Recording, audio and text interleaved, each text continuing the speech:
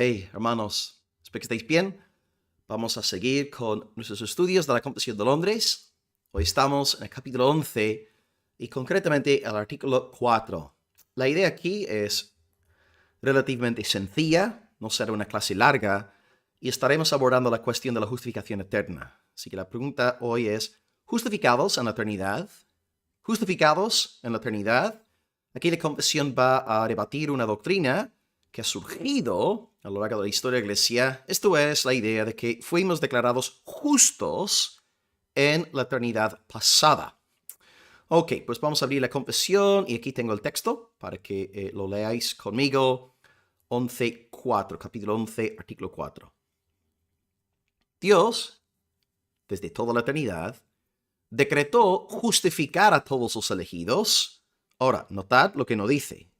No dice Dios desde toda la eternidad justificó a todos los elegidos. No, dice Dios desde toda la eternidad decretó justificar a todos los elegidos. Y en el cumplimiento del tiempo, Cristo murió por sus pecados y resucitó para su justificación. No obstante, los elegidos no son justificados personalmente hasta que el Espíritu Santo, a su debido tiempo, les aplica a Cristo actualmente. Así que, en la eternidad pasada, Dios decretó justificar a los suyos, pero esta justificación no se hace realidad hasta el día de la conversión del elegido. Lo que dice ahí el texto, ¿no? Hasta que el Espíritu Santo les aplica a Cristo actualmente. Bueno, el artículo 11.4 se opone al error de la justificación eterna. Esto es, Dios ya nos justificó en la eternidad pasada.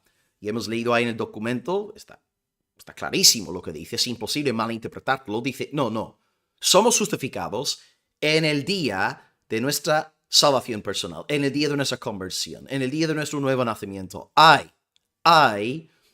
Somos declarados justos delante de Dios. Ahora, es cierto que la confesión reconoce que en la eternidad Dios decretó justificarnos, Él iba a justificarnos, pero aquella justificación no se da, no sucede, no acontece hasta el día en que ponemos fe en la obra consumada de Jesucristo. Por tanto, es muy importante distinguir entre el decreto eterno de Dios en la eternidad y la ejecución del decreto eterno en el tiempo. Así que el decreto pertenece a la eternidad pasada. Si me permitís esta expresión, usa la expresión eternidad pasada para que me entendáis mejor.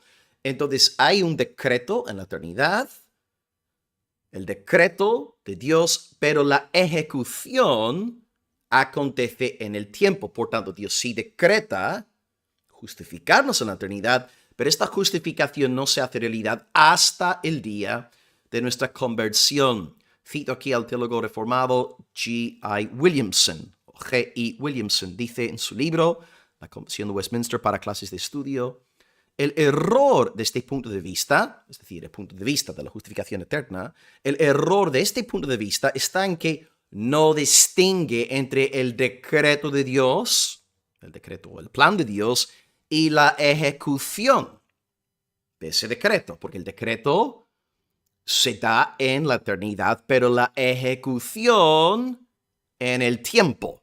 Ahí está el punto. Así que decreto, sinónimo de eternidad, ejecución, sinónimo de tiempo.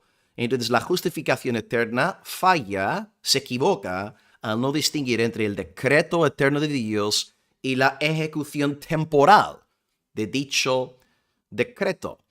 ¿Por qué estamos diciendo todo esto?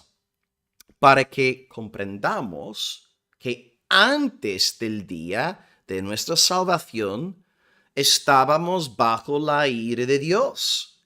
Legalmente hablando, aquel que no es del Señor o aquel que todavía no es del Señor está en un estado de culpabilidad delante del Señor.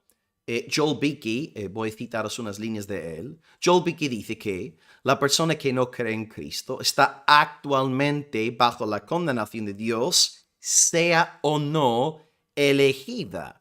Hasta que Dios los vivifique con Cristo, los elegidos son hijos de la ira, lo mismo que los demás. Y aquí Joel Beeke cita Efesios 2, versículo 3. Ahora, como siempre, debemos defender lo que estamos aquí diciendo con la escritura, porque está muy bien citar la Confesión de Londres, 11 capítulo 4, está muy bien citar a G.A. Williamson, está muy bien citar a Joel Beeke, pero ¿qué dice la palabra de Dios? Lo que voy a hacer simplemente para acabar acabamos de empezar, pero la sesión no va a ser larga porque la idea es muy sencilla, fácil de entender. Voy a compartiros 3 textos que demuestran que la justificación se da en el tiempo. No en la eternidad, se da en el tiempo. Texto número 1. Si queréis ahí podéis apuntar. Gálatas 3:8. Y subrayado ahí las palabras más pertinentes, que tiene que ver con el tema que estamos hoy desarrollando. Gálatas 3:28. Perdón, no es Gálatas 3:28, es Gálatas 3:8. No sé por qué he puesto ahí un 2 ahí. Pero bueno, Gálatas 3:8, pido disculpas. Dice Pablo ahí, la escritura, previendo que Dios había de justificar por la fe a los gentiles, dio de antemano la buena noticia a Abraham. Entonces vemos claramente que la justificación sucede en el tiempo, ¿verdad? Porque Dios iba a justificar a los gentiles y por tanto anuncia esta buena noticia a Abraham. Pero claro, cuando Dios ya está hablando con Abraham, no estamos en la eternidad. Cuando Dios habla con Abraham, estamos en el tiempo histórico. Y por tanto, en aquel momento los gentiles no habían sido todavía justificados. Por tanto, tenemos aquí una muestra bien clara de que la justificación no es eterna. La justificación acontece en la historia, en el tiempo cronos, en el que actualmente todos estamos viviendo, ¿no? Nos vamos haciendo mayores. La semana que viene, hermanos, celebraré 39 años de vida. El año que viene ya subo al 4º piso.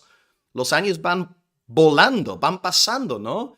Y vemos aquí que la justificación no se da en la eternidad, se da en el tiempo. Así que dice que Dios había de justificar por la fe a los gentiles, porque históricamente hablando en aquel momento no habían sido justificados. Pero claro, si la justificación es eterna, no diría el texto que Dios había de justificar a los gentiles, porque los gentiles ya habrían sido justificados, ¿verdad? Esta es la idea.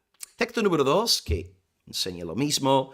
Pablo dice en Romanos 3:28, el hombre es justificado por la fe, sin las obras de la ley. Bueno, la última línea ahí no realmente importa, ¿no? En cuanto a nuestro desarrollo hoy, lo que quiero resaltar es que el hombre es justificado por la fe. Es decir, ¿en qué momento somos justificados? ¿En qué momento? ¿Cuándo?